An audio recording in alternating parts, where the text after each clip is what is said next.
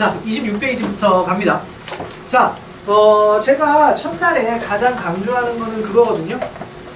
영어를 잘 하시려면은 일단 뭐를 잘 아셔야 되냐면요.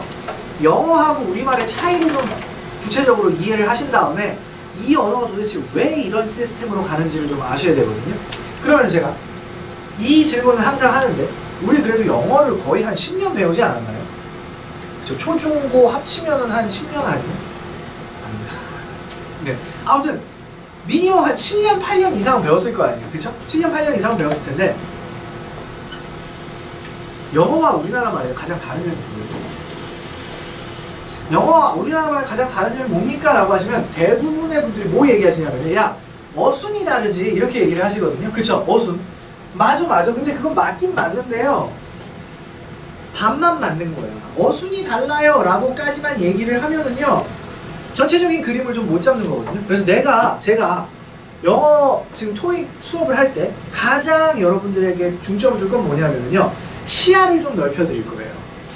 예를 들어서 우리 문법 설명을 한다 하면은 주구장창 예문 읽으면서 얘가 주어니까 주어 자리에는 명사가 올 수 있다 뭐 이렇게만 가는데, 그렇게 가는 게 아니라 이게 문제화가 됐을 때 이걸 과연 풀 수 있느냐, 저는 그것까지 계속 보여드릴 거거든요. 제 수업 방식은 좀 그래요. 그 다음에 만약에 예를 들어서 우리말이랑 영어랑 달라요. 그럼 영어랑 우리말이랑 어순이 다릅니다. 여기서 끝나는 게 아니라 그게 왜 다른지까지 제가 좀 설명을 해드릴 거거든요. 보세요. 영어하고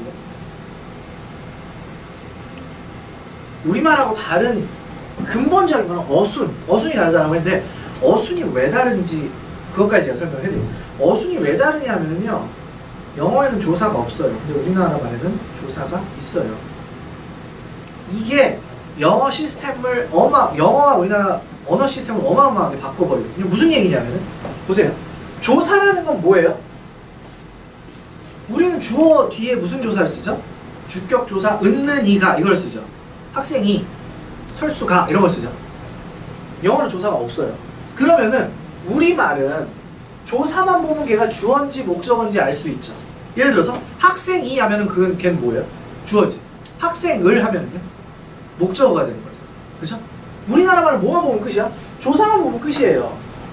근데 영어는 조사가 없잖아. 그럼 잘 생각해 보세요. students 하잖아요. 그러면은 걔가 주어야 목적어야? 모르죠. 조사가 없으니까 몰라요. 주어일 수도 있고 목적어일 수도 있거든요. 그러면은 영어에서는 주어란 걸 보기 위해서 대신 다른 시스템을 뭘 도입했을까요? 그래서 어순을 도입한 거거든요. 그래서 우리 중고등학교 때 이거 하지 않으셨어요? 1, 2, 3, 4, 5형식 하고, 그쵸? 1, 2, 3, 4, 5형식 하고, 1형식은 주어 동사,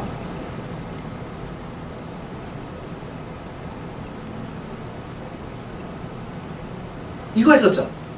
자, 이거를 왜 했냐 하면은요, 영어의 시스템이라서 한 거거든요. 이거를 여러분들이 중고등학교 때는 막 이거 좋은 기억으로 남아있지는 않으시죠?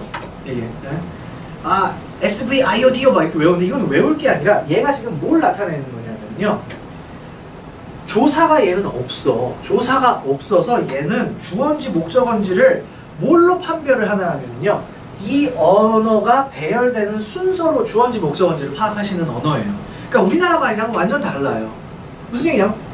동사를 찾았지? 동사 앞에는 무조건 뭐예요? 무조건 주어야.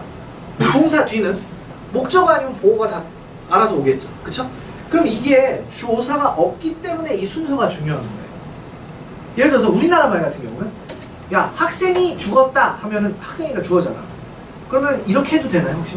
죽었다 학생이. 상관없죠, 크게. 왜냐하면은 조사가 있으니까 순서는 아무 상관이 없어요. 학생이 죽었다는 죽었다 학생이나 상관이 없어요. 누가 죽는 게 확실히 나와요. 근데 영어는 killed가 나오잖아요. 그럼 killed 뒤에 오면 걔는 뭐야? 학생을 죽였다가 되는 거죠.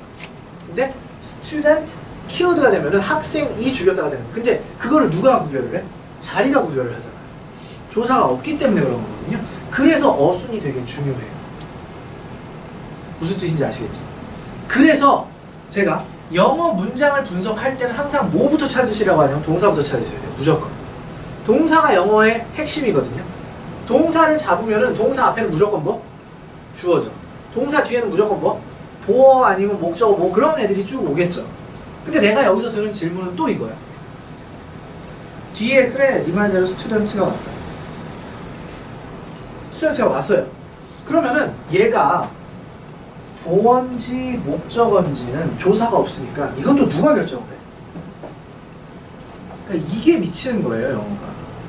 왜냐하면 우리나라 말은 야 르리니까는 목적어겠지. 이게 바로 돼. 조사만 보면 다 끝나잖아요, 모든 게. 근데 얘는 조사가 없어.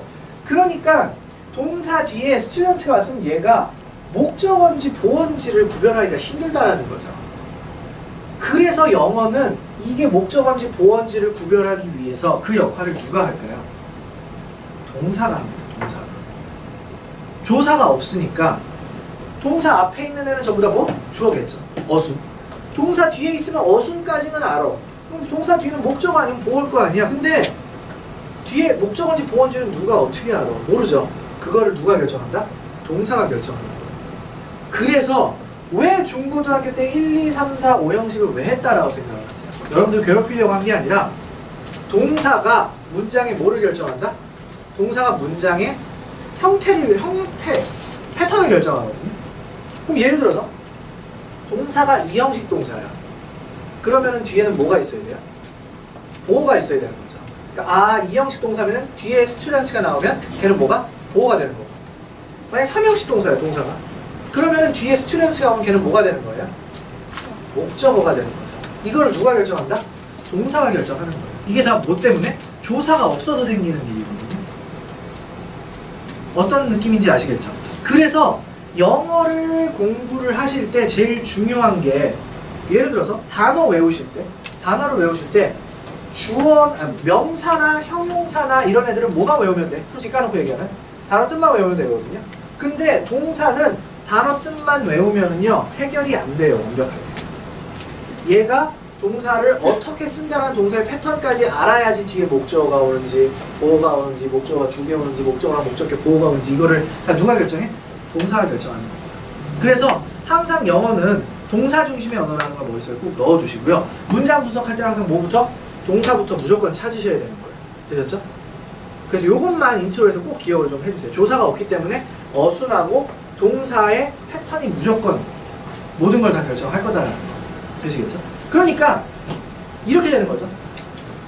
제2외국어로 영어를 배우는 우리나라 사람들은 야 진짜 영어 완전 짜증나. 조사가 없으니까 이게 뭐 뒤에 목적어가 오는지 보어가 오는지 수식어가 오는지 이거를 동사 패턴을 알아야 되잖아. 얼마나 짜증나냐 이렇게 얘기를 하는 거고 우리나라 사람들은.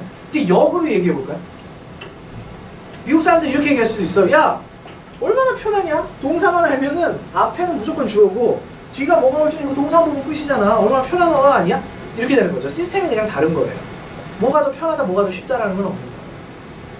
혹시 중국어 하시는 분 있어요? 중국어 조사 없죠. 그래서 중국어도 어순이 좀 중요할 겁니다. 맞죠?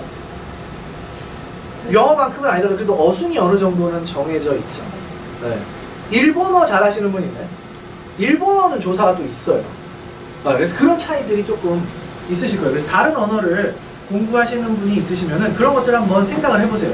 조사가 있고 없고가 그 언어의 형태를 굉장히 많이 바꾸게 됩니다. 그래서 영어는 조사가 없는 언어이기 때문에 어순하고 동사의 패턴이 중요하다는 거. 단순히 어순만 하지 마시고요. 동사의 패턴이 또 뒤에 어떤 모양을 오는지를 결정을 하시게 될 겁니다. 되셨죠? 요거 인트로에서 꼭 기억을 하시고 우리 출발할게요. 자, 첫날이라서 좀 쉬운 거니까 보세요. 첫 번째 주어와 동사는 한 쌍씩 있다. 이거 다 뭐 아시는 내용입니다. 그쵸? 한 문장의 동사는 몇 개? 한 개죠. 자 그럼 여기서 내가 궁금한 거 주어가 더 중요할 것 같으세요? 동사가 더 중요할 것 같으세요? 동사가 더 중요합니다. 왜? 주어는 없는 문장도 있어요. 무슨 문장은 주어가 없죠? 네. 명령문은 주어가 없죠. 그쵸? 네. 그래서 그런 것들 확인하시면 됩니다.